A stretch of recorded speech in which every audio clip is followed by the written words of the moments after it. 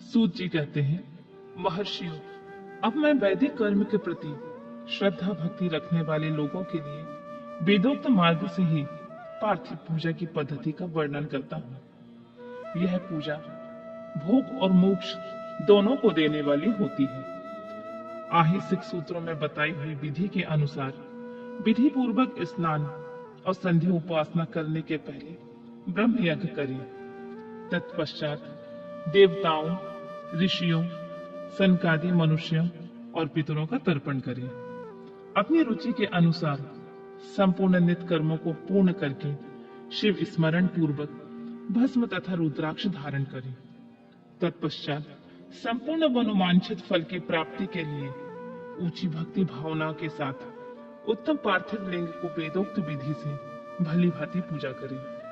नदी या तालाब के किनारे, पर्वत पर, वन में, शिवालय में अथवा किसी पवित्र स्थान में पार्थिव पूजा करने का विधान है।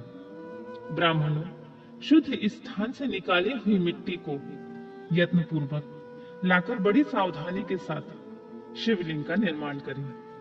ब्राह्मण के लिए श्वेत, क्षत्रिय के लिए लाल, वैश्य के लिए पीली और शूद्र के लिए काली मिट्टी से शिवलिंग बनाने का विधान है। अथवा जहां जो मिट्टी मिल जाए उससे शिवलिंग बनाए।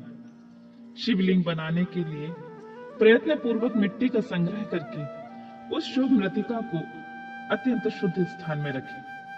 फिर उसकी शुद्धि करके जल से सान कर पिंडी बना लें और वेदोक्त मार्ग से धीरे धीरे सुंदर पार्थिव लिंग की रचना करें।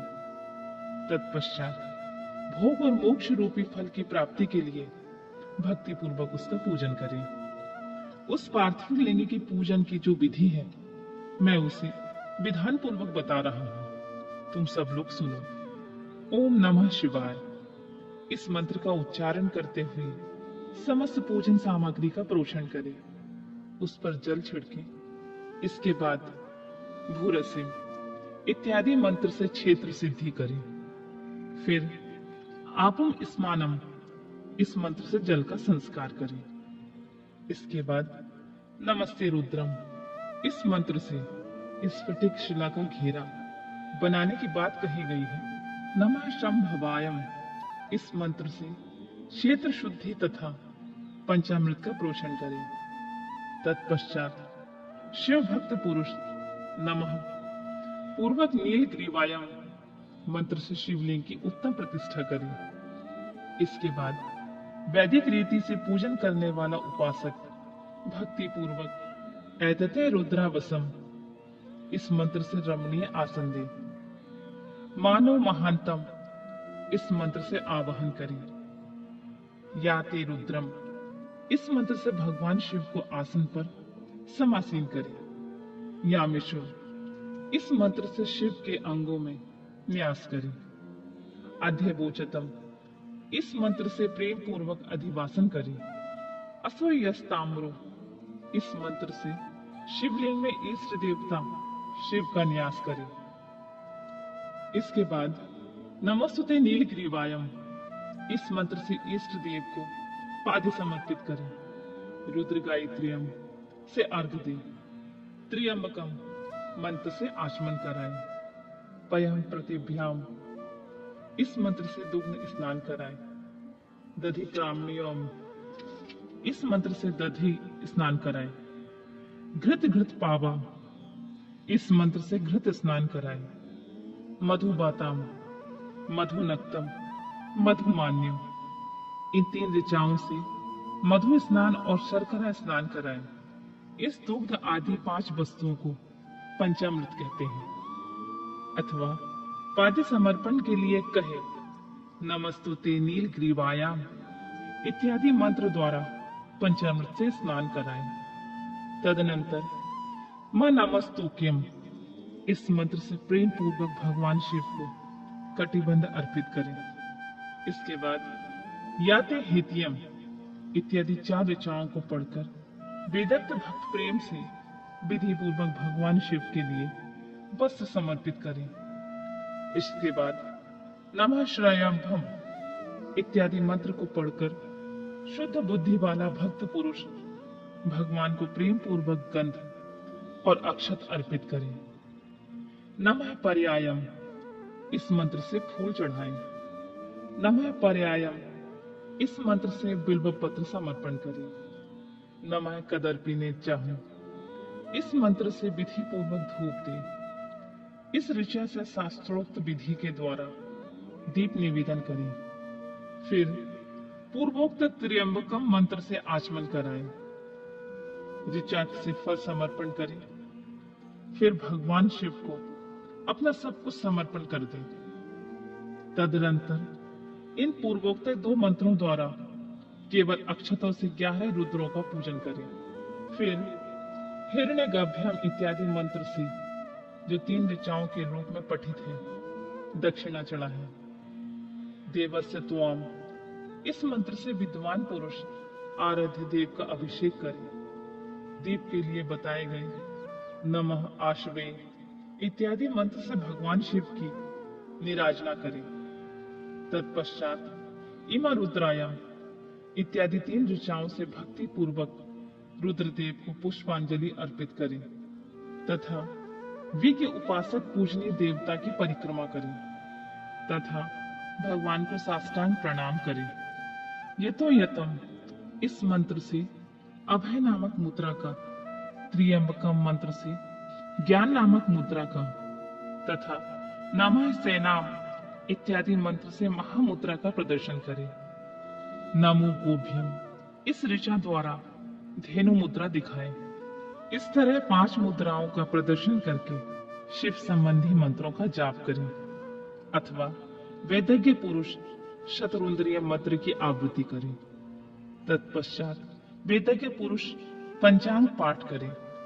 तदनंतर देवागातुम इत्यादि मंत्र से भगवान शिव का विसर्जन करें। इस प्रकार शिव पूजा की वैदिक विधि द्वारा विस्तार से प्रतिपादन किया गया है। महर्षियों, अब संक्षेप में पार्थिव पूजा की वैदिक विधि का वर्णन सुनो।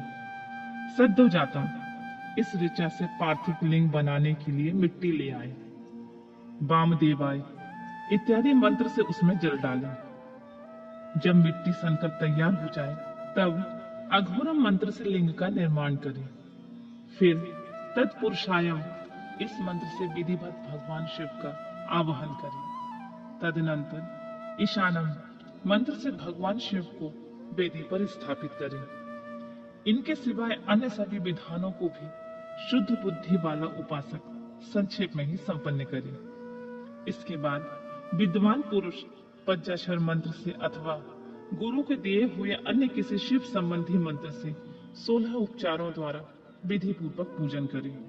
भवाय भग्नशाय महादेवाय धीमहि, उग्राय उग्नशाय शर्वाय शशि मूलिने, इस मंत्र द्वारा विद्वान उपासक भगवान शंकर की पूजा करे। वह भ्रम छोड़कर उत्तम भाव भक्ति से शिव की आराधना करे, क्योंकि भगवान शिव भक्ति से ही मनोवांछित फल देते हैं। ब्राह्मणों, यहाँ जो वैदिक विधि से पूजन का क्रम बताया गया है, इसका पूर्ण रूप से आदर करता हुआ मैं पूजा की एक दूसरी विधि बता रहा हूँ, जो उत्तम होने के साथ सर्वसाधारण के लिए उपयोगी है। मुनिवरों, पार्थिव लिंग की पूजा भगवान शिव के नामों से बताई गई है। वह पूजा संपूर्ण अभीष्टों को देने वाली होती है।